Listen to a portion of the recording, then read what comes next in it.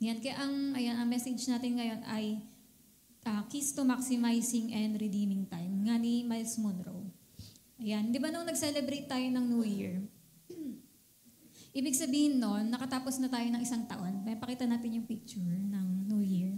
Yan, na ibig sabihin yung 2024, nung nag-celebrate tayo, tapos na yon. Wala na yon, di ba? Tapos na. At ngayon namang gabi na to, di ba, may mga matatanggap tayong mga thoughts, mga bagay na mapag-iisipan natin para maka-forward tayo this year. Yan, at sabi nga daw, the most common gift that God ever gave any human is time. Lahat daw tayo, di ba, lahat ng tao sa mundo, yan, ang mga tao nga daw sa mundo, ngayon 8.2 billion people na yung tao sa buong mundo ngayon. Natong January lang, di ba, yung latest. Ayun, at di ba lahat ng mga tao na nabubuhay sa mundo ngayon, meron tayong same na amount ng time. Di ba lahat tayo may 24 hours a day. Di ba lahat ng tao sa mundo kahit iba-iba kulay. May black, may white. Di ba may mga iba't iba yung timbang natin, tangkad, kayamanan, posisyon, pamilyang pinanggalingan, di ba? Pero ito lang yung iisa tayo. Yung same tayo ng amount ng time na binigay ng Panginoon dito sa earth na everyday, 24 hours a day, di ba tayo? Kaya ito, sabi nga, the common power of time. Yan. Ano ba ang common power of time? Sabi dyan, number 1, time ay what you are and what you become depends on how you use your time. Kung ano ka daw ngayon at ano yung magiging ikaw, depende yan sa kung paano mo gamitin yung oras mo.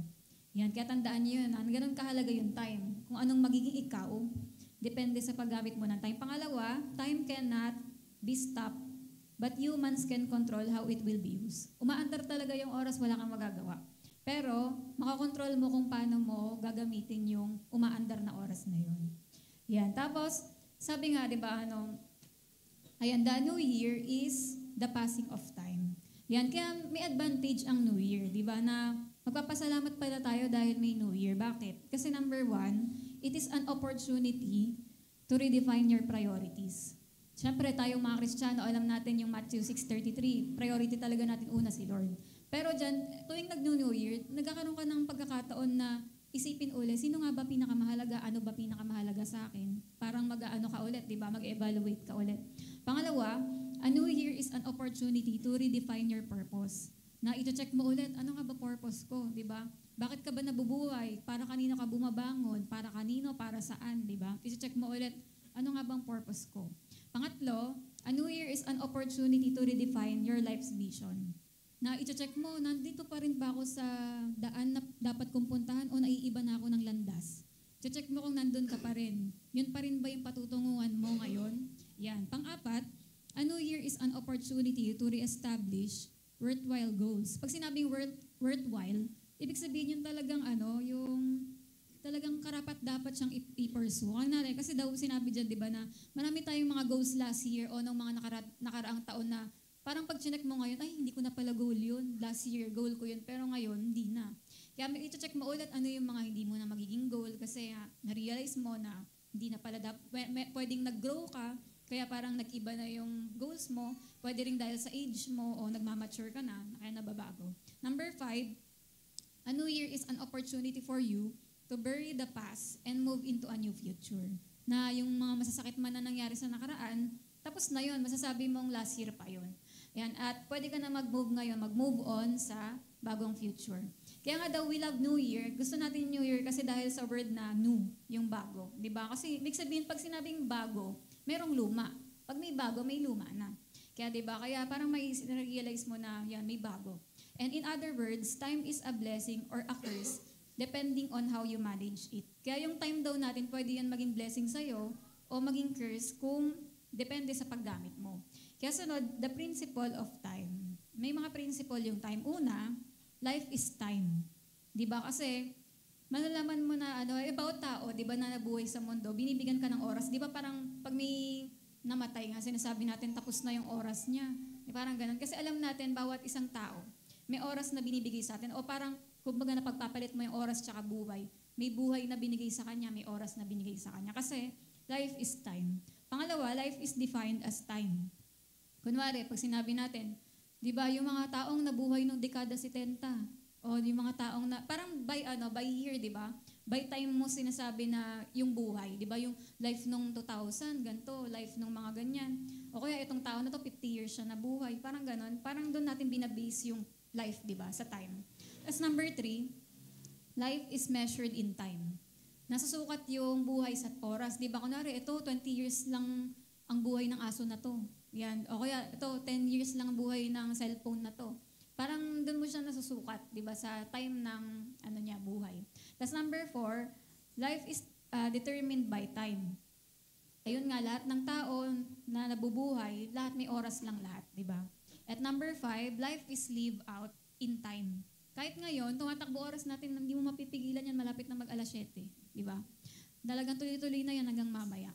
Na kahit anong gawin mo, kumakain ka, natutulog, tumatakbo oras.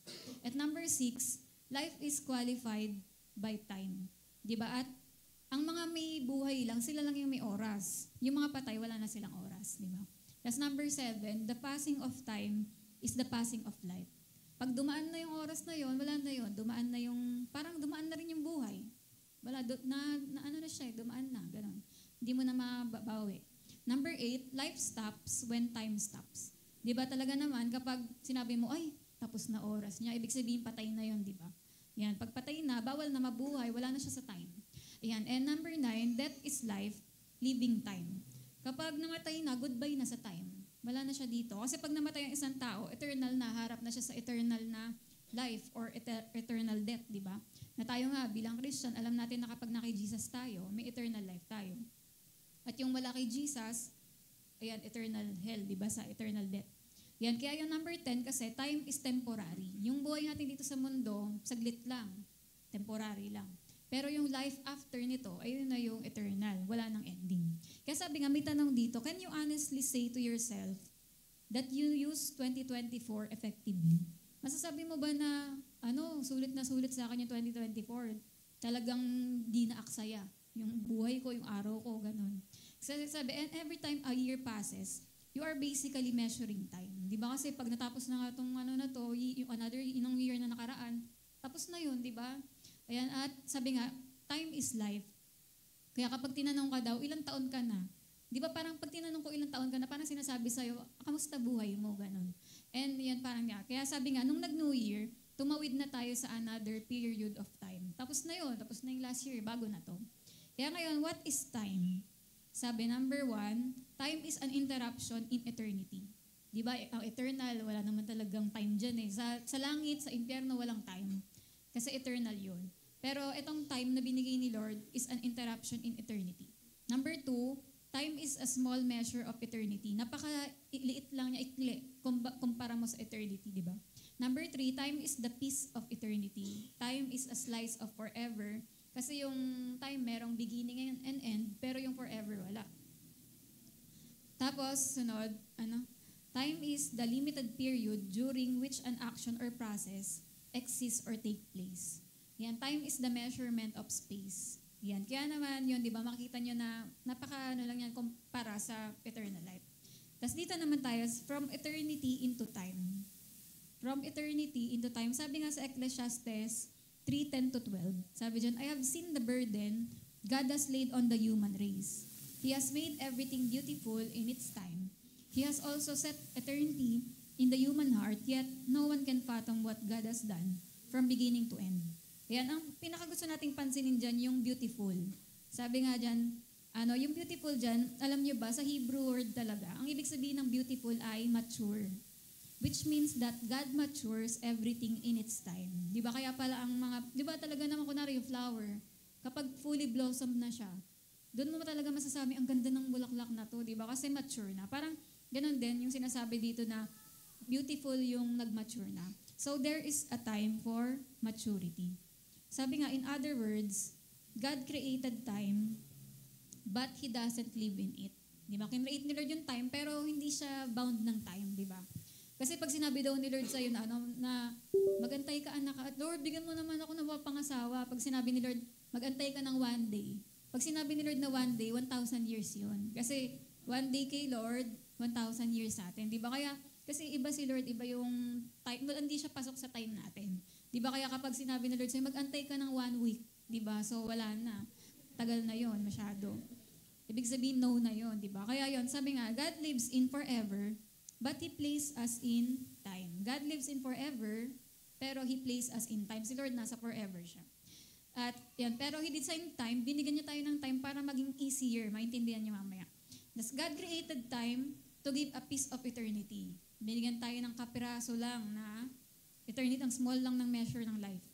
At God created time for us to live in it so that we could experience relief from eternity. Bakit kaya relief from eternity?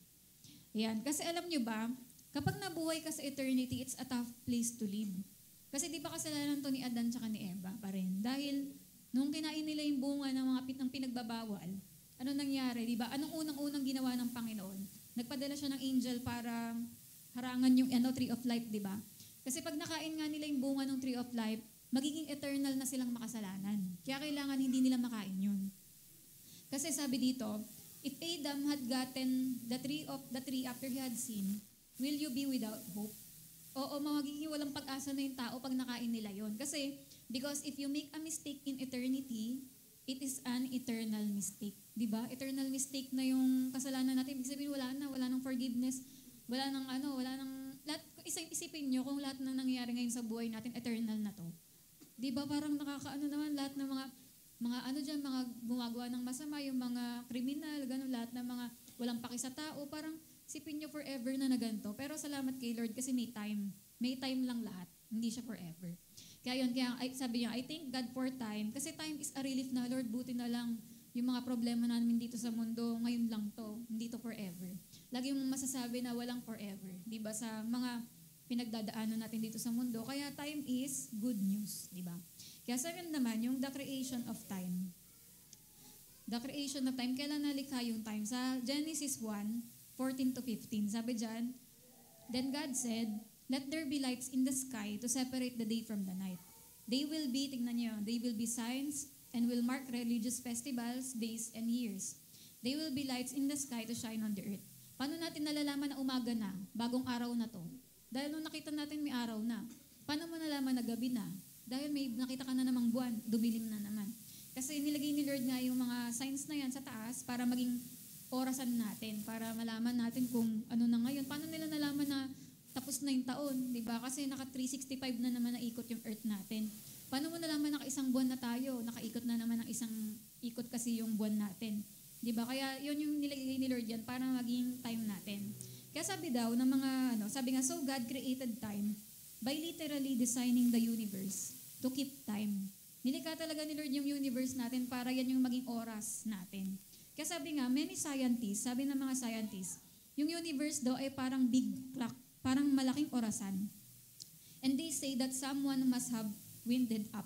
Diba na talagang merong Diyos talaga imposible daw na ganyan na lang ka-perfect yung universe na parang walang Diyos na takda ng lahat. Kasi nga daw sabi, diba, na they try to explain that there must have been a creator because the universe is running with such precision. Ayan. At sabi nga, yung hindi daw nagbabanggaan, sabi, someone seemed to have set this in motion. Diba na, ayan. And the planets not only are revolving around stars, but they don't clash into each other. Hindi nagbabanggaan yung mga planets. Walang araw na, diba, na hindi naging tugma, diba, yung taon natin, ganyan. Kasi talagang may Diyos na naghahawak, may orbit talaga yan na diyan ka lang, diyan ka iikot, gano'n na inutusan talaga ng Diyos lahat yan.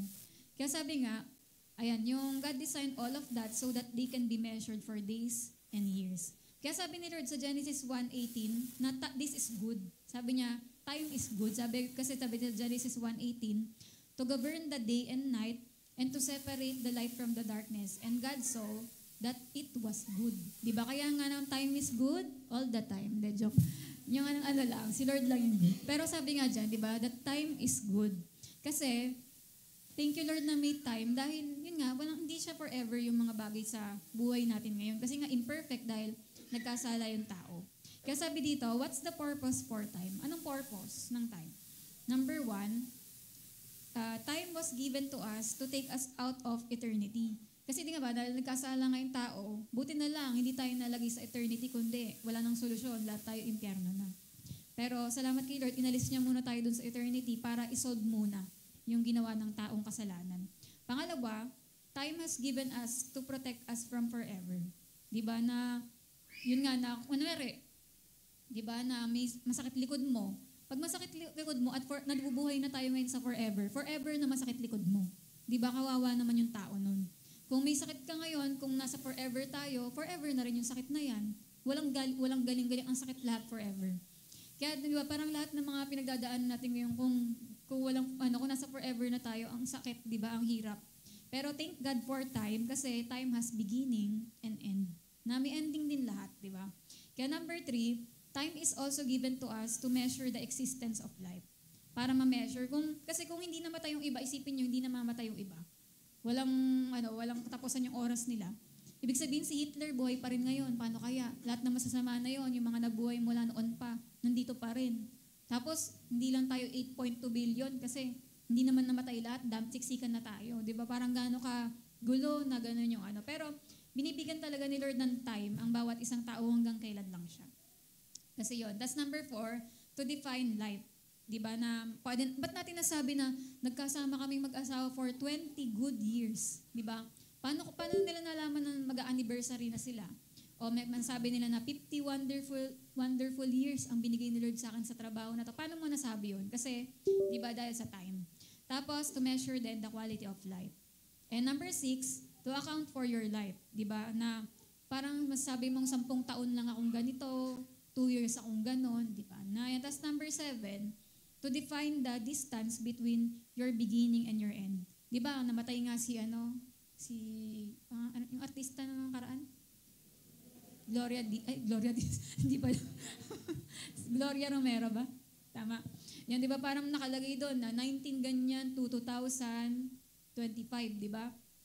Na parang pag nandun din tayo sa mga sementeryo, nakikita natin yung umpisa ng buhay niya, birthday, tsaka yung time na namatay siya. Yung saan natapos yung oras ng buhay niya.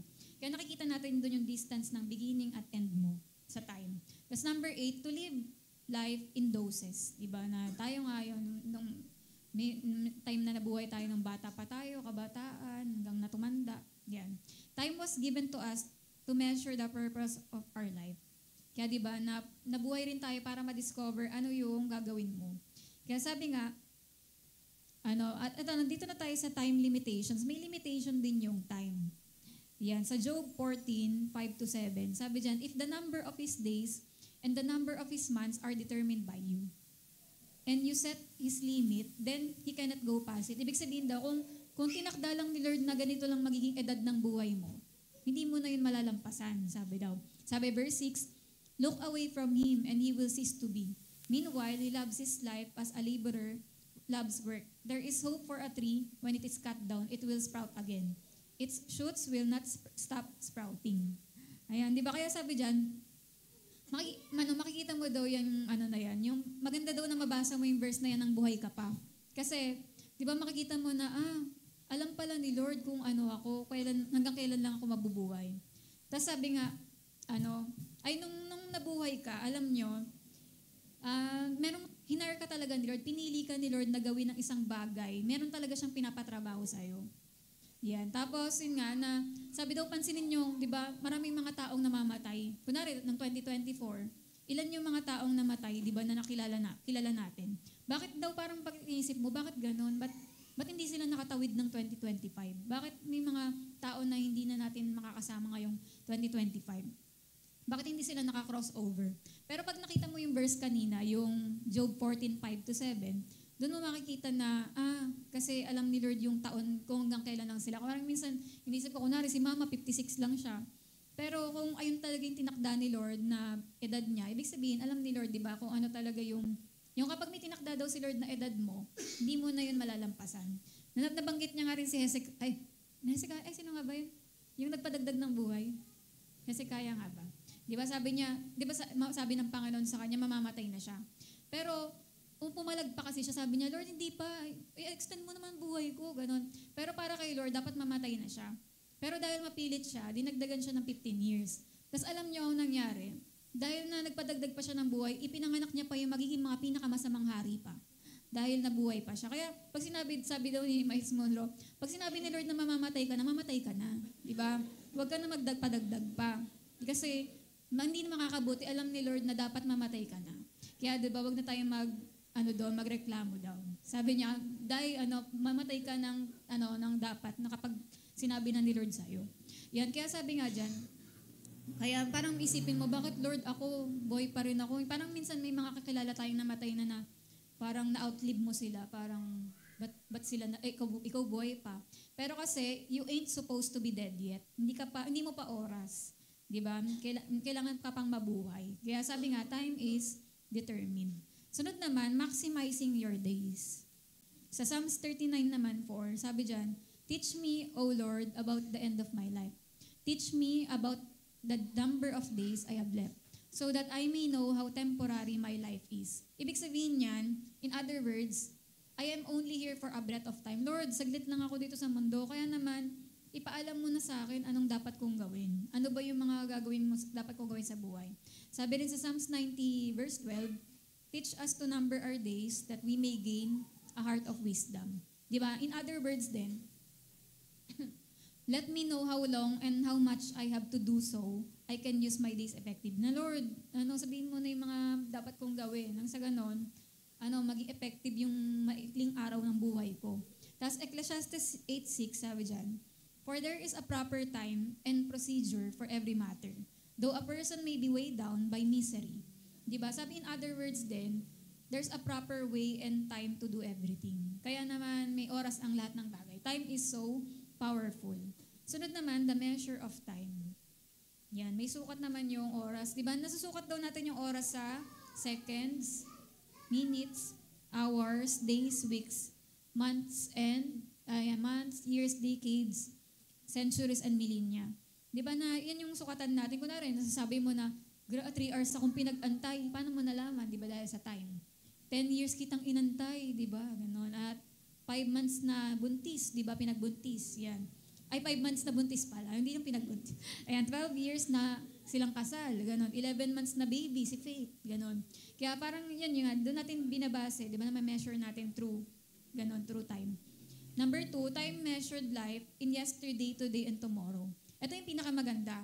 Na nasusukat natin yung time sa tomorrow. Or yan. Kaya sa ganda sabi, whatever you've been through, in 2024, you can now say, it was last year. Di ba? Kung may mga masakit man na nangyari sa last year, masasabi mo, last year pa yun eh. Kahit nung December 31 lang nangyari, masasabi mo, last year pa yun. Hinihiwalay ka na nun sa nakaraan. Di ba? Kaya kapag nag-New Year, masasabi mo, wala na yun, hiwalay ka na doon. Di ba? Parang pag sinabi mo, last year, wala akong pera. Last year pa yun. Ngayon, magkakapera ka na. New Year na eh. Last year, nag-break kayo. Ayun yung sabi sa example kasi. Yan, parang masasabi mo daw, ex ko yan, last year pa yun. Di ba? Matagal na yun, last year pa yun. Yan, di ba? Kaya yung parang, pag sabi niya kasi dito, hey, that's my old girlfriend. Old na. Kasi dati pa yun eh. That's my old boyfriend. Yun na last year, may sakit ako, pero ngayon, magaling na ako. Di ba? Na health is on the way. Kaya ano man daw yung mga nangyari sa nakaraan, na mga masasakit, masasabi mo lang last year pa yun, move on na tayo, bagong taon na, di ba? Ayan, kaya sabi nga, it separates you, your past, from your present and your future. Kaya sabi rin, time measures life in seasons. Na may measure din natin sa season ko, di ba? Yung winter, spring, summer, and fall, di ba? Na may season din yung time. Na parang kahit natog ka ngayong winter sa ibang bansa, kunwari. Pero alam din, kasi ang lungkot daw pag winter, kapag kunwari sa Korean, pag nagpunta si Papa doon ng may snow, wala lang, hindi niya masulit kasi parang nandun lang siya sa loob, hindi siya makalabas. Kaya parang, kumbaga, ang winter parang malungkot. Kaya nga, di ba, may mga, yung White Christmas, gano'n, may mga nalulungkot ng winter. Pero hindi naman laging gano'n eh. Huwag ka mag-alala kasi magsa-summer din, di ba? Mag-autumn, spring, ganyan. Na, kunwari yung mga lungkot mo ngayon lang yan, huwag ka masyadong, huwag ka masyadong mag-OA kasi ngayon lang yan, mababago rin yan. Kasi may seasons ang time, di ba? Na ngayon may season na parang nag-iimo ka, susunod naman, halakak ka na, tawa ka na ng tawa, di ba? So susunod, talagang alive ka na, ganyan. Ngayon lang yan. Kaya sabi nga, time protects us from living in a permanent condition. Kaya magpapasalamat ka kay Lord sa time kasi hindi permanente na ganyan na walang laman bulsa ko ngayon. Ngayon lang yan. Pero may magbabago rin yan, di ba? Kasi hindi permanent. Kaya itong blank dito, you won't be a blank all your life. Hindi ka magiging poor lagi, di ba? Time will prove that hindi ka laging broken-hearted, hindi ka laging hurt, hindi ka laging sad, hindi ka laging alone, hindi ka rin laging single. Baka next month, di ba, meron ka ng di ba, baka taken ka na.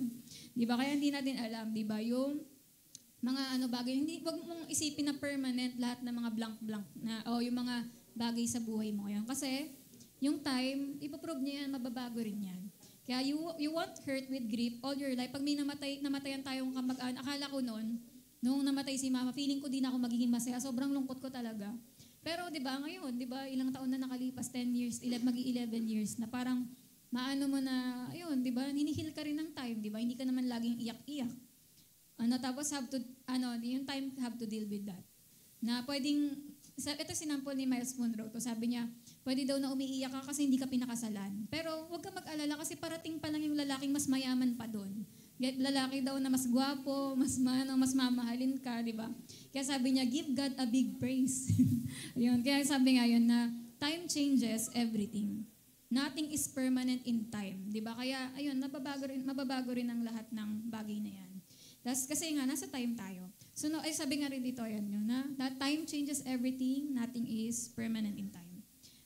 Sunod naman, the equality, commodity of time. The equality, commodity of time. Pag sinabing commodity, mahalagang bagay. Mahalaga. Yan, number 1, time is the only commodity on earth given equally to each human being. Ito lang yung bagay na patas tayo lahat. Kasi di ba sa mundo, may mayaman, may mahirap, may mga iba't iba yung estado sa buhay. Pero itong time, ito yung talagang patas tayo, equal tayo sa lahat. Pangalawa, time is the only commodity every human possesses. Patas tayo lahat, 24 hours. Number 3, every human every day is given the same amount of time. Wala tayong, hindi kagaya sa computer shop na kuya, padagdag 3 hours. Di ba, pa-extend 3 hours. Hindi tayo madadagdagan ng ganon. Talagang 24 hours lang talaga a day. Kaya sabi nga, number 4, what you become in life is determined by how you use your 24 hours. Kung ano ka, at magiging ano ikaw, di ba nakadepende yan sa paggamit mo ng 24 hours na yun. Sunod naman, spending time. Yung oras, para rin siyang pera, na parang ginagastos mo. Yan, parang pera siya na ginagastos. And sabi, that's why we use the terms like spending time. Kaya parang spending time. Kasi ang time parang pera na ginagastos. Number 1, time is the currency of life. Kumbaga, yung time, ito yung pambili mo. Pambili. Yan, panggastos. Number 2, every human is given the same amount each day. Araw-araw, mayroon tayong 24 hours, di ba? Paano mo gagastahin yung 24 hours na yun? Number 3, time like all currency must be spent. Siyempre, no choice ka. Yung time na yun, kailangan mo spend. Talaga gagastusin mo siya. Dadaan talaga yung araw na 24, di ba? 24 hours, dadaan talaga siya. At kailangan mong may paglaanan, hindi pwedeng itatago mo muna tong oras na to, hindi, umaandar siya eh. That's number 4, time is used to buy life.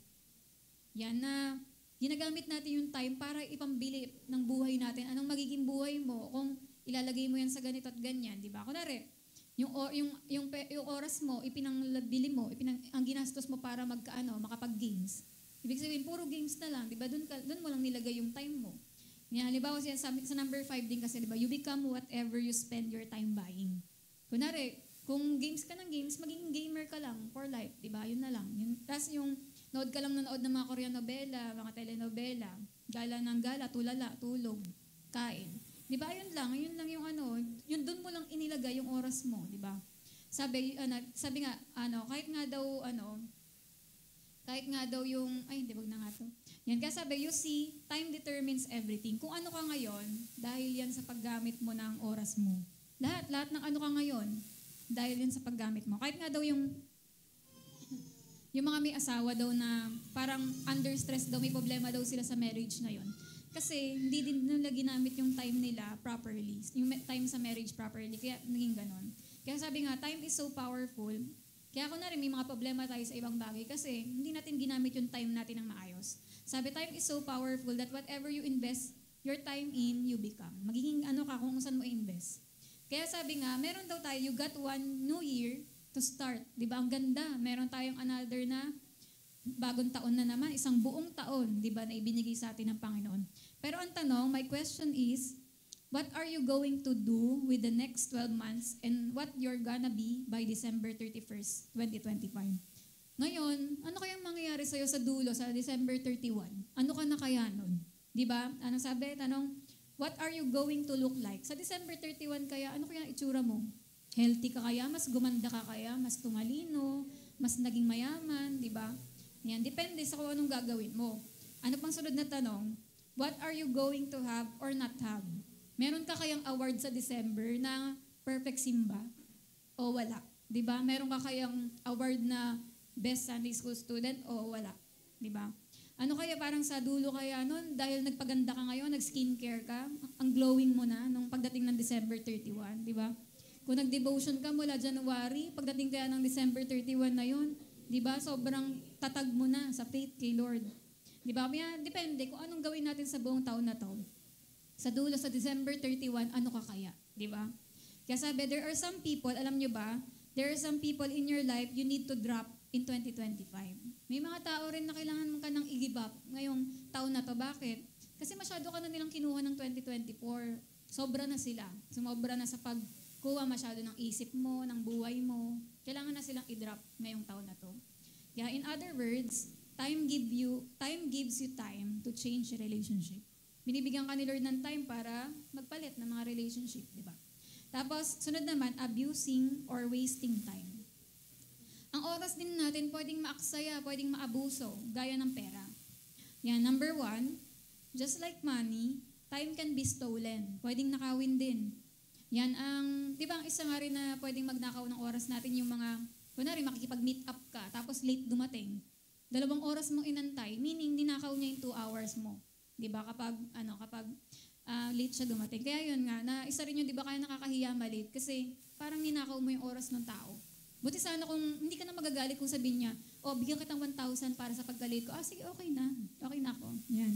Di ba? Buti sana kung babayaran ka niya kapag na-late siya. Okay lang yun. Pero kasi, may nawawala sa buhay mo kapag gano'n, di ba? Tapos yung din, sabi nga daw, naranasan nyo na daw umupo sa isang 2 hours kayong umupo, kausap yung tao na to. Tapos alam nyo, after 2 hours, wala ka na pala. Parang Parang sinayang ko lang yung 2 oras ko sa'yo.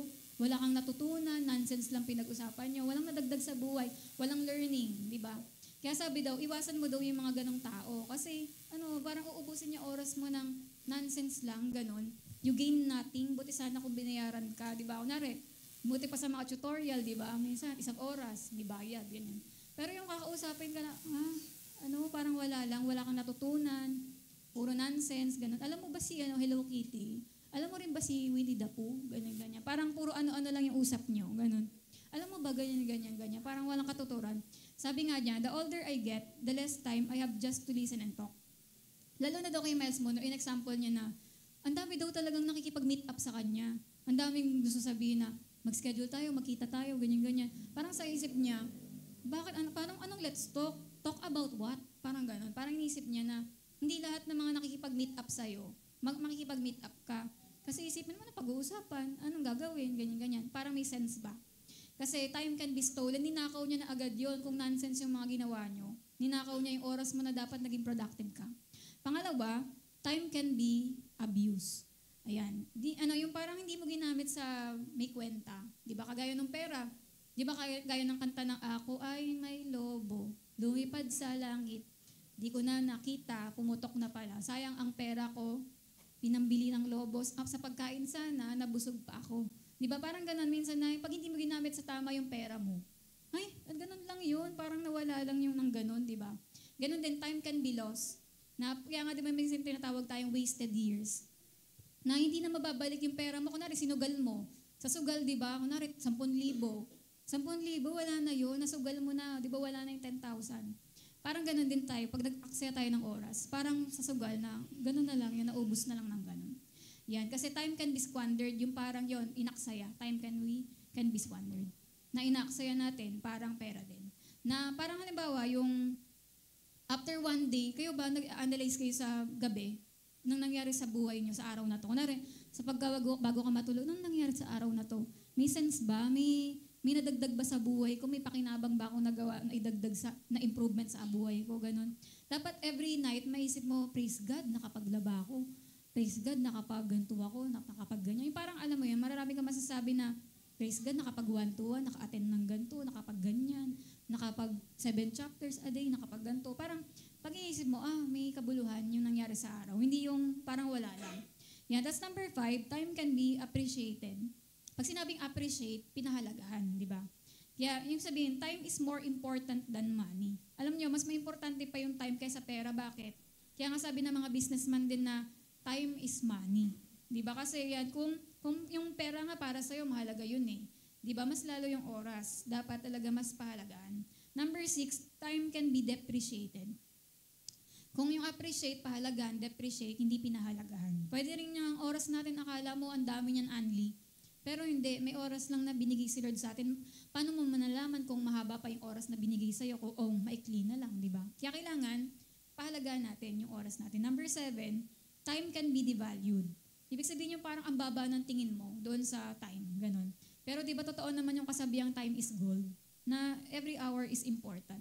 Na saan mo talaga nilalaan yung oras mo? Di ba mahalaga ba yung pinaglaanan mo ng mga bagay na yun? Na sabi nga daw, who you spend time with. Kanino mo inilaan yung oras mo? Where you spend your time, saan? All day you can devalue your time. Pero di ba sa Bible, di ba alam natin, kapag ginamit natin kay Lord yung oras natin, walang sayang. Kapag kay Lord mo ginawa, yung parang sabi sa quote na, only what's done for Christ will last. Na pag nilaan mo kay Lord yung oras mo, buhay mo, walang sayang, di ba? Lahat yan may reward. As number 8, time can be revalued din. Kung hindi maliit yung tingin mo sa oras, pwede mo rin naman pahalagaan uli yan. Na, yan, sabi nga, kapag daw meron kang kasama, yung kaibigan mo, laging walang pera, tapos ikaw walang pera, hindi kayo dapat magsama. Sabihin mo, bye na, kasi hindi tayo helpful magkasama. Wala kang pera, anong gagawin natin, di ba? Tapos, kung kayong kaibigan mo rin daw mareklamo, tapos ikaw mareklamo din, time na para mag-goodbye daw kayo. Kasi, mareklamo ka, anong nangyari sa atin? Magrereklamo lang tayo dalawa. Di ba? Kaya yon, pagka pareho daw kayo ng kaibigan mo na hindi nyo matutulungan ng isa't isa, it's time daw na sabihin mo, I'm out of here. Ganon, aalis na ako dito. Tama na tong friendship natin o relasyon na to. Kasi ikaw ganyan ka, ganito rin ako, ano mangyayari sa atin, di ba? Sabi daw, you can revalue your time by just adjusting your relationship. Kaya goodbye na ngayong taon sa mga taong hindi makakatulong sa'yo mag-improve. Di ba? Nang sa ganon, makarating ka doon talaga sa plano ni Lord sa'yo. Tapos may mga tao rin daw na ang hilig magbasa ng mga yung panahon namin, totoo yun, may classmate ako, marami siyang mga pocketbook. Yung mga,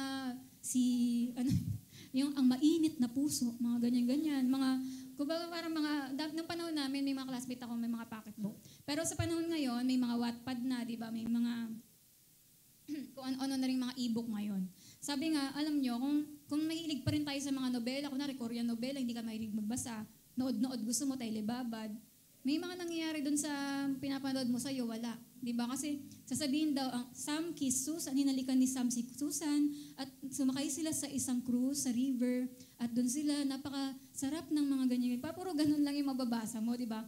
Kung puro ganun lang daw, maghanap ka na ng another book na makakatulong sa buhay mo, na mag-improve, diba? Ano mangyayari? Kinis ni Sam si Susan, nag-holdingan sila, tapos tumawid sila sa ganito. Yun lang yung binabasa ko, diba? Sabi nga, it's time na baguhin mo na rin yung library mo. Change your library, itapon mo na yung mga book na hindi na dapat, revalue your time. Na kapag uwi mo ngayong gabi, di ba, isipin mo na, hindi na kailangan tong mga gantong bagay, ano yung mga dapat i-delete sa buhay mo, mga bagay na nag-waste ng oras mo. Di ba? Kaya, yun nga, sabi nga ni Miles Monroe, yung mga book daw niya, hindi daw waste of time.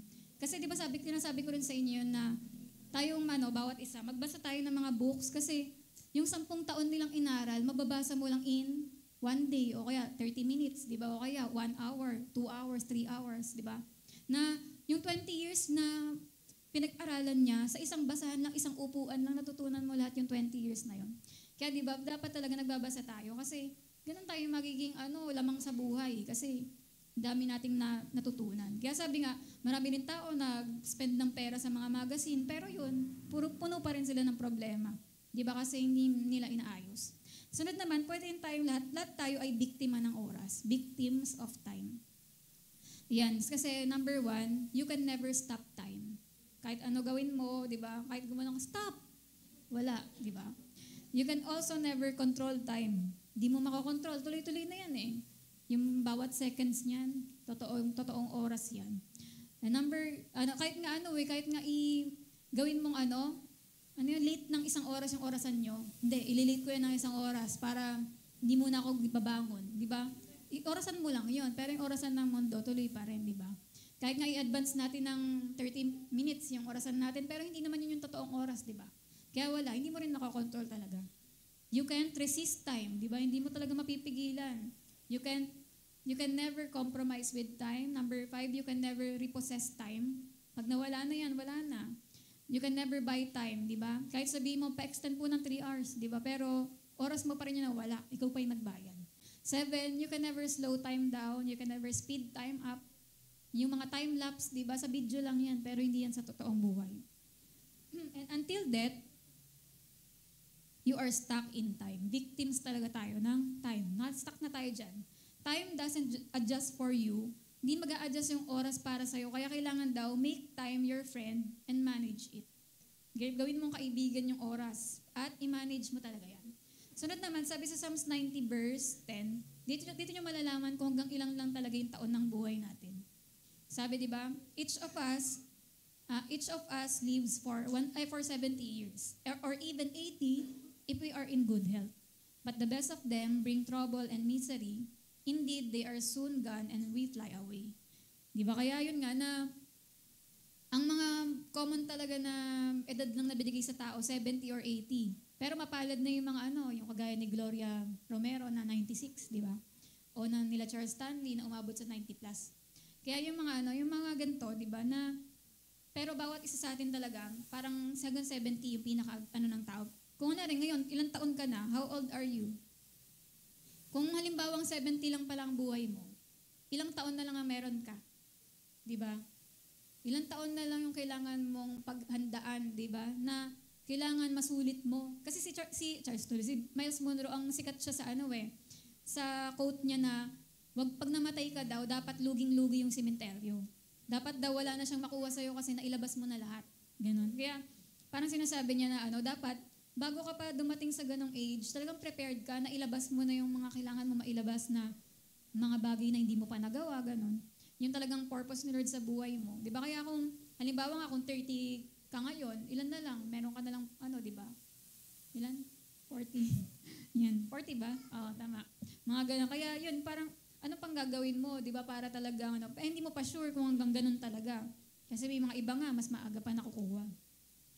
Kaya di ba, if you're, kunwari 20, 25, 30, how many you got left? Di ba? Kaya, ito pala, nag-compute ako na, kunwari, yun nga na, kung ako nung nag-compute ako, ang oras na pala na naibigay ni Lord sa akin, kunwari pag nag-birthday ako ngayong taon, 300,000 hours yung binigay ni Lord sa akin. Isipin yung, grabe nung daming binigay ni Lord sa aking oras, anong ginawa ko doon, di ba? Kaya naman habang ngayon, tuloy-tuloy pa rin yung oras na binigay sa atin ni Lord. I-compute mo yan, yung 24 times 365, tapos yung 8,760 times mo sa edad mo. Yun mo malalaman yung ilan yung oras ng buhay mo. Ganun yung hours old mo. Yan. Kaya yan, di ba? Na ganun karami binigay ni Lord na oras sa'yo. Dapat talaga, mo yan, ipag-isipan kung paano magiging maayos, ma-maximize, ma-redeem yung time. Sunod, what to do with time? Anong gagawin natin sa oras? Number 1, you can manage time. Yung parang sa pizza, hatiin mo siya sa 8. Etong oras na to para sa ganito to.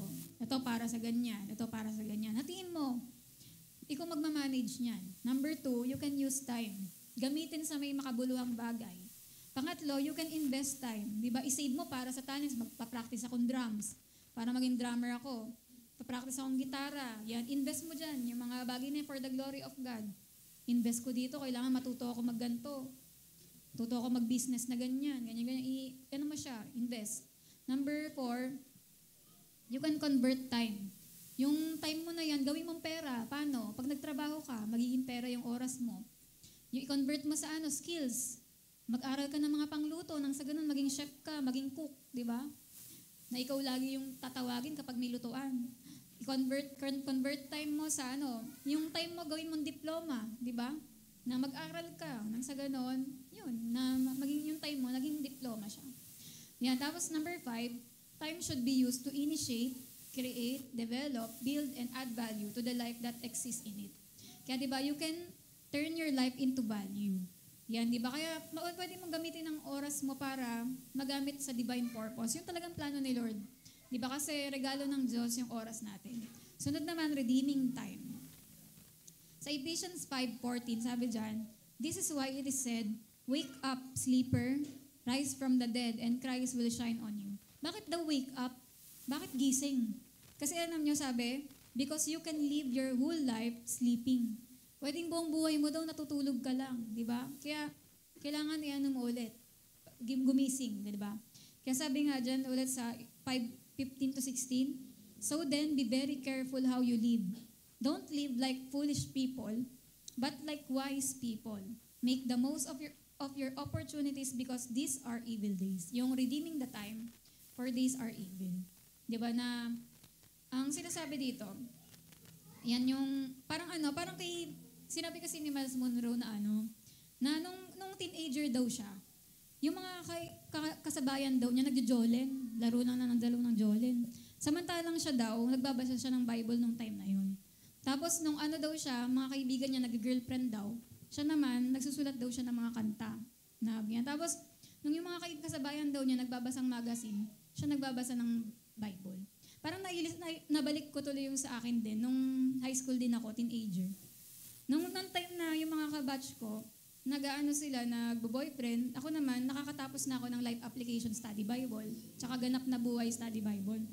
Nung mga panahon na ubos sila ng oras sa time sa pag-text noon, ako naman, di ba, nakatapos na ako ng isang Bible. Tapos nung time na parang mahilig silang mag-games, may computer shop kasi nung panahon namin. Laging computer shop yung tambayan ng mga estudyante.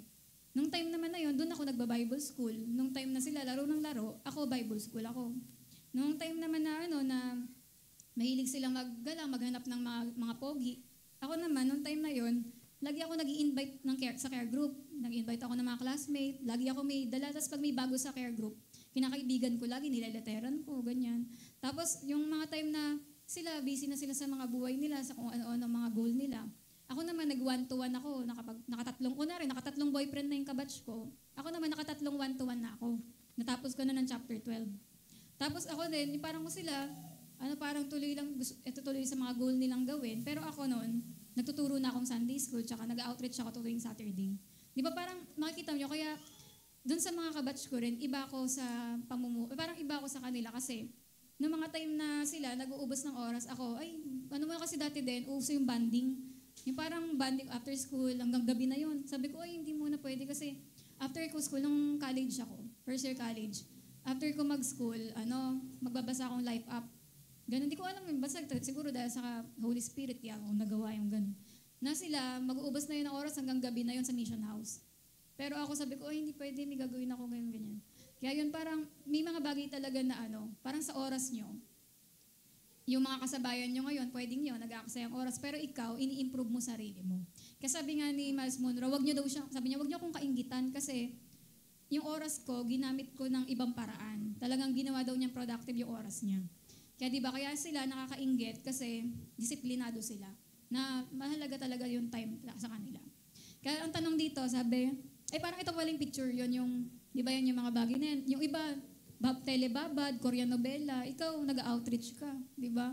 Sunod yung iba, ito kagaya niyan, yung pag-1-to-1, yung skills natin, pag mag-aral ka tumugtog, di ba, ng mga instrument, doon, nag-care group ka, nag-invite ka, di ba? Yung parang nililinang mo yung sarili mo.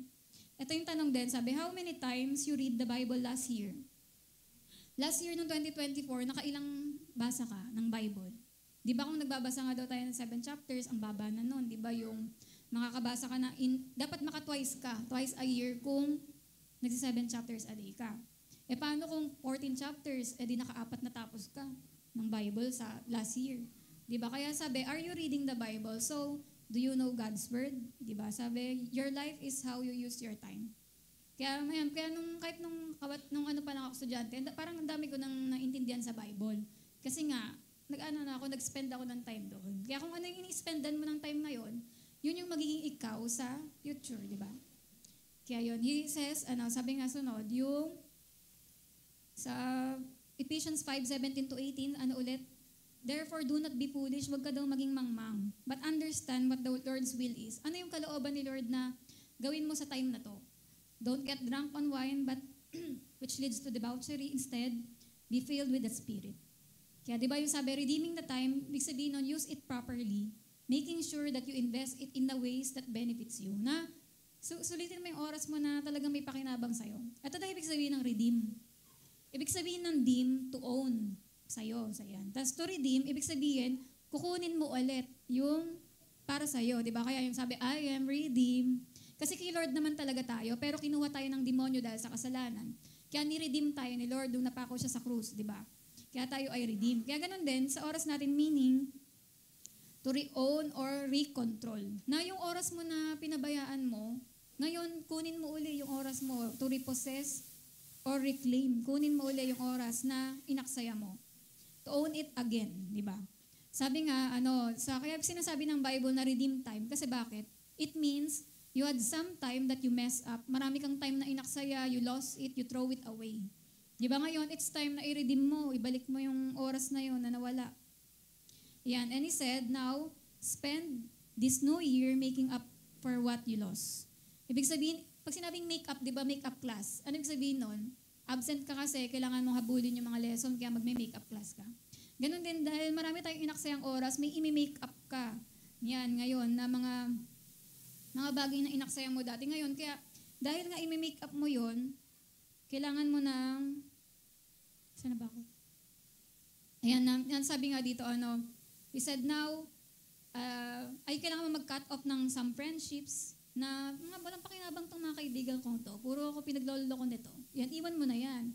Shut down some clubs. Kunwari, ano pa matutulong ng mga paggaganto namin? Kunwari yung Arnis, may matutulong ba talaga sa buong buhay mo? Kaya yung halimbawa, in-spend mo na lahat ng time mo para doon sa pag naging dancer ka sa school, o ano mangyayari? Yun lang. Parang talagang may pakinabang ba yan sa talagang gagawin mo sa buhay? I-check mo, baka ang dami mong club na sinalihan. Wala naman palang pakinabang, ganun. You were part of change relationship with some of this organization that ain't taking you nowhere. Kung hindi naman siya yung pupuntahan mong purpose, bakit mo pasasalihan? At yun nga, minsan din take an evening class to redeem time. Kagaya nga na, kunwari si Mira nga, di ba, nag-aaral siya ulit kasi para sa kanya, ayun dapat yung course niya, ganun. Kaya may mga bagay na di ba, na may iti-take ka na mag-aaral ka ulit kasi dire-redeem mo yung time, di ba? So you can't have a normal life anymore because you lost some time. Hindi na pwede maging normal yung pamumuhay mo kung may mga inaksaya ka kasi babawi ka make up, di ba? Babawi ka. And to redeem time means you got to work a little harder. Medyo mag-e-effort ka na ngayon kasi nag-aksaya ka ng oras, may babawiin ka ngayon. Halimbawa daw sa game, parang sa laro, parang sinasabi ng coach na, pwede ba, magtino na kayo ngayon, mag-focus na kayo ngayon, maging disiplina na doon na kayo, para manalo na tayo next game. Ganun, parang ganun, na more focus and more discipline. And sabi rin, to redeem time means that you may need to throw up some things. Meron ka ng mga tatanggal, kahit na mabuting bagay naman yun, pero dahil may mas importante pa doon, tatanggalin mo, hindi ko na muna to gagawin kasi maubos oras ko dito ganyan, may importante pa akong gagawin. Kaya yun, sabi nga, yung redeem the time, ibig sabihin din yan, to fulfill a pledge or a promise, yan, or to convert into value, o kaya to fulfill or to pay an outstanding debt. Parang utang din na meron kang malaking utang na babayaran. Parang, halimbawa, sa Hebrew daw, yung to redeem na yun, ibig sabihin, parang magbabayad ka ng utang na napakalaki, hindi lang sa Diyos, kundi sa sarili mo. Kunwari, may inaksaya kang oras, ibig sabihin, kailangan mong bayaran yung sarili mo kasi may utang ka sa sarili mo Kaya you have to pay yourself back the time you lost. Kaya may mga kailangan kang i-double time, i-make up, kasi may inaksaya ka sa buhay mo Bayaran mo yung sarili mo dahil sa mga naaksaya mo na yun. Kaya sabi nga, I hope 2025, next, is the year that you double up on everything. Di ba? Kaya ngayong year, i-goal natin, di ba, na ma-double lahat ng nawala sa'yo, magiging double naman ngayon. Di ba? Amen. Tapos sabi, Ephesians 5:14 din sabi, why he said, wake up all sleeper, di ba? Sabi nga, rise from the dead and Christ will shine on you. Kasi bakit daw wake up? Kasi sa verse 15 to 16, sabi dyan, be very careful how you live. Don't live like foolish. Bakit sinasabi yung mga ganito? Kasi because the days are full of distractions. Ang dami ng mga mandidistract sa atin sa, kunwari may goal kang gagawin ngayong taon. Ngayon, makikita mo, papansin mo, ang dami nang didistract para hindi mo magawa yung gagawin mo. Everybody is trying to get your time. Na gusto nang, uy, magkita tayo, banding tayo dito, kapit tayo dito, ganyan tayo, gala tayo dito, ganyan. Parang ang dami mga, nood tayo ng ganito tayo, ganyan. Puro, ang dami mag-i-invite sa'yo ng kung ano-ano para yung time mo ay makuha. Madistract ka sa talagang gustong ipagawa ni Lord sa'yo. At sabi nga, and half of them don't deserve it. At kalahati nung kumukuha ng oras mo, hindi naman deserving. Di ba? Kasi hindi naman sila yung tutulong sa'yo. Ma-achieve yung purpose at goal mo. Kaya di ba sabi nga, it's time na you have to assess who is asking you for something including your time. Sino ba itong mga hingi ng oras mo? Isipin mo, worth it ba na laanan ko ng time tong mga invite na makipagkita ako sa kanila, ganyan. Kasi sabi nga daw, i-assess mo rin kung makakatulong. Ano bang pag-uusapan, ano bang goal, anong gagawin, di ba? Sabi nga dito, sabi dyan, I want to see you. Why do you want to see me? Bakit? Oh, when we get together, what are we going to talk about? Wala lang, mag-ubos lang tayong oras, di ba? At least magkasama-sama. Di ba? Parang ganun. Kung ikaw, may goal ka talaga sa buhay mo, hindi ka basta papayag. Kasi mahalaga yung oras. Kasi sabi nga, this is serious. People will abuse your time hanggang sa mapabayaan mo na yung sunod-sunod mong schedule next week. Kasi nga, oo ka ng oo sa lahat ng mga taong nang invite sa'yo. Sabi nga, redeeming your time. Sabi number 1, ibig sabihin yan, to take ownership and control of your time. Tapos pangalawa, kunin mo ulit, di ba? Pangalawa, to convert into opportunity to fulfill your purpose. Yan. At number 3, to design your days to create value in your life. Kaya sabi nga daw, let 2025 be the year you design every day. Na Lord, ito gusto ko mangyari sa gantong ito po yung gusto ko mga ma-achieve. Ikaw yung nagde-design ng mga mangyayari sa buhay mo, di ba? Kaya, i-design mo yan. Teach us to number our days, di ba? Kaya, kailangan, para mga mangyari yan, ano sabi? And the way you control time is by planning. Kailangan magplano ka. Anong plano mo? You've got to plan your day or your day will be planned by somebody else. Pag hindi mo pinlano yung buhay mo, yung araw mo, may ibang magpaplano niyan para sa'yo. Kaya kailangan, magplano ka na. Sunod naman, sabi, how to redeem the time. Number 1, time like all commodities must be managed. Kailangan i-manage mo yung time. Sunod, time must be protected. Protektahan mo yung na hindi maaksaya. It must have a focus. Anong gagawin? Hindi yung, tumunog yung ganyan. May gagawin ka, bilang tunog yung Shopee mo, yung messenger, yung ganto. Hindi mo na matapos-tapos isang chapter kasi may text na naman, may ganyan. Ayan, and it must have a purpose, di ba? Anong gagawin sa oras na yon? It must have a vision. It must be measurable in results. Dapat may resulta, hindi yung wala lang. 7, time must have worth and value. Kaya ngayon, halimbawa, isang oras na akong nag-share ngayon sa inyo, di ba? May nakuha kaya kayo o naaksaya lang dahil tingin kayo ng tingin sa kung saan-saan. Nakakatawa sila, Isaiah, nawala na yung mga dapat mo nakuha. Di ba? Parang ganun. Halimbawa lang yung mga ganun na parang, may tumawag sa'yo, may nag-text, may nag-chat. Di ba? Hindi mo nakuha. Di ba? Kaya sabi nga, iyan na natin yung time natin. What are you gonna do within the next 12 months? Etong buong taon na to, anong plano mo next month? Sa susunod na buwan? Sa ganyan-ganyan, di ba? You got one more time that I was giving you in the other way. Time is putting worth on your energy. Ito na yung huli. 10 keys in redeeming time.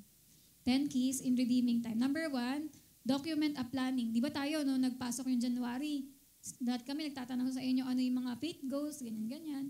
Di ba? Ilagay mo sa papel daw, lahat ng mga goals mo. Na Lord, maging ganito po, gusto ko po maging ganyan-ganyan, itong 2025.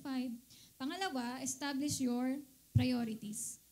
Base dun sa plano mo, di ba, i-establish mo yung priorities, ano yung mga uunahin, first things first. Number 3, pursue your passion only. Yung mo lang, yung passion mo lang, ano ba yung mga gusto mo talaga. Hindi yung napapaiba-iba na, kasi dinistract ka, may mga invitation sa'yo, di ba na, magganto tayo, mag-aano dapat ako, magbabasa, pero yung minisabi sa'yo, basketball tayo. May oras naman para sa basketball, pero wag yung dun sa time na nilaan mo para mag-grow ka, magbasa ka, ganyan. Sabi nga, tandaan nyo to, not every invitation is a blessing. Not every opportunity is a blessing.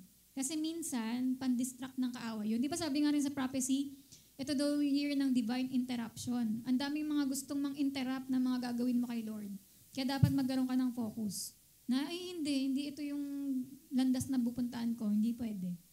Na hindi yan nakaschedule sa akin. Diba? Kasi sabi nga daw, the devil's greatest weapon to a disciplined woman and man is distraction, not sin. Kung isang tao daw ay disiplinado siya, alam ng demonyo, hindi na magkakasala yan kasi malalim sa Bible yan, prayerful. Ang gagawin na lang ng kaaway sa kanya, i-distract. Kasi disiplinado na, hindi magkakasala. Kaya mag-ingat tayo sa mga distraction na dapat nagawa mo na to agad ng isang oras lang, pero dahil ang daming mga distraction, may reels kang napanood, hanggang naka 20 reels ka na, hindi mo na natapos yung tutupiin mo. Di ba? Dapat nakatupi ka na eh. Pero may tatawa ka. Ang plastic. Parang dahil sa mga reels na yan, di ba, pang ubos oras yan, mga My Day. Ilang My Day ba titignan mo? Ikaw, ka ba? Parang hindi ka naman binabayaran para tignan lahat ng My Day, di ba? Kaya parang uubusin mo ba oras mo, titignan mo lahat ng notes, lahat ng isip ng tao, lahat ng mga notes nila, ganyan-ganyan. Lahat ba ng mga update nila, lahat ng mga notifications, lahat ba yan titignan mo? I-do not disturb mo yan, makakapagtapos ka ng Bible, di ba, nang babasahin mo. Kaya distraction talaga yung mga ganun. Tapos, sabi nga, di ba, the devil knows you're too smart to commit sin, so he does something more dangerous. I-distract ka na lang niya. Ayan, at yun nga. Number 4, protect your plans and your priorities. Protektahan mo yung plano mo. Ito yung nilagay mo, di ba, na gagawin mo. Gawin mo lang tanggalin mo lahat ng mga pwedeng umatake. So, mga plans and priorities. You got to protect your time on your priorities from other people's interests. Kunwari, pag sinabi sa'yo isa, uy, may idea ako, ganyan. Yung parang sinisira niya yung gusto mong mangyari. Di ba? Pero, ayun nga, sabihin mo, hindi naman masama yung idea mo, pero hindi ko idea yan, sa'yo yan eh. Ako kasi may ibang akong gagawin. Kaya parang ayun na, kailangan protektahan mo na hindi nila guluhin yung gusto mong pinaplano. Ganun. Number 5, identify what you value. In other words, identify what's valuable to you. Ano ba mahalaga sa'yo? Yun yung unahin mo para hindi maaksaya yung oras mo. Kasi pag hindi mo inuna ano importante, maaksaya talaga. Number 6, make decisions based on your destiny.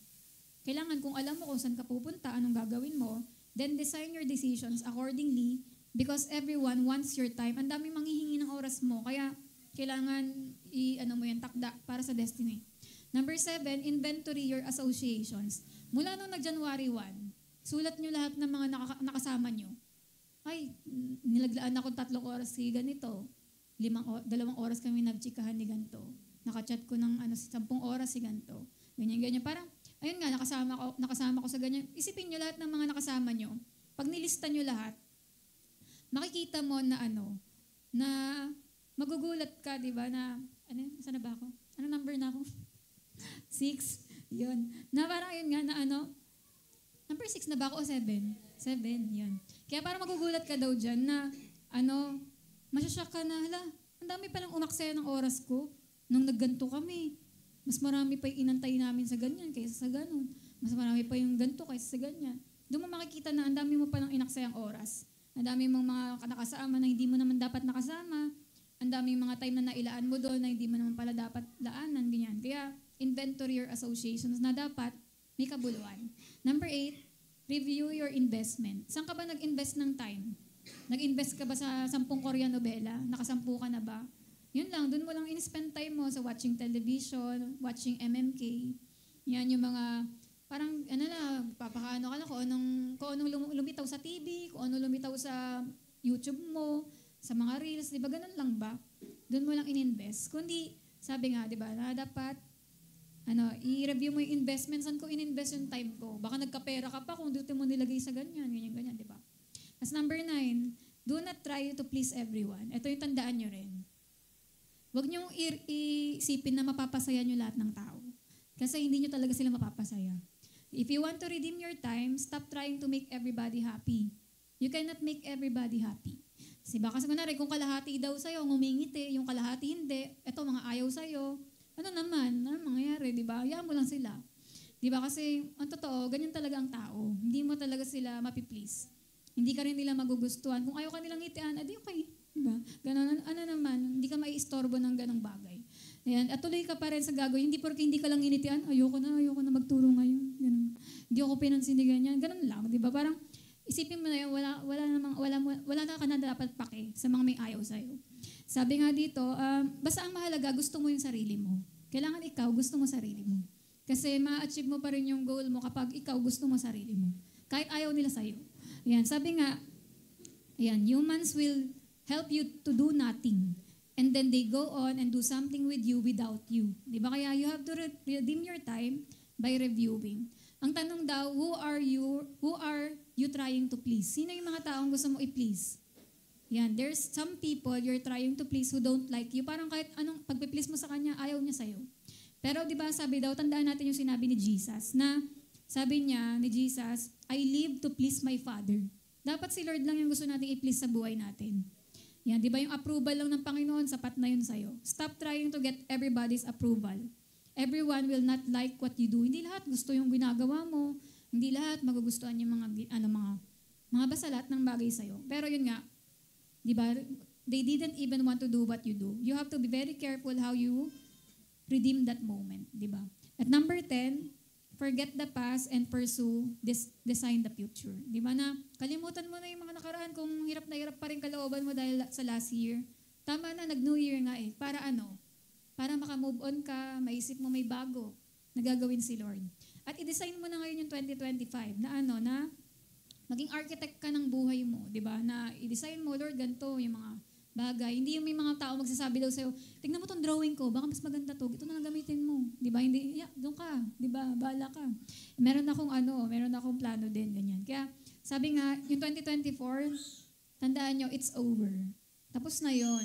Do something, get back on track. Balik ka na uli sa mga gagawin mo. Control your future by making a plan. Forget about what you didn't accomplish. Yung mga failure mo last year pa yon. Tama na yon, di ba? Huwag ka na mag-iiyak dahil sa last year. Don't be your own depression, di ba? Sabi nga sa John 7:6-7, sabi ni Jesus, now is not the right time for me to go. Any time is right for you. The world cannot hate you, but it hates me because I say that what everyone does is evil. Sabi ni Jesus, di ba si Jesus meron siyang sense of time na sinasabi niya, hindi ko pa oras. Ganon. Alam ni Lord yung oras niya. Pero sinasabi niya sa atin, go, go, go. Kayo, go na kayo, go ahead. Ganyan. Pero sabi niya ako, hindi ko pa oras. Kaya sabi nga rin, kaya may mga ganong bagay na may mga mag-aano sa atin na gawin mo to, gawin mo yan. Pero sasabihin mo ako, hindi ko pa oras yan. May pinapagawa pa si Lord sa akin. Yan. Kaya sabi daw, know what the will of the Lord is. Alamin mo anong kalooban ni Lord.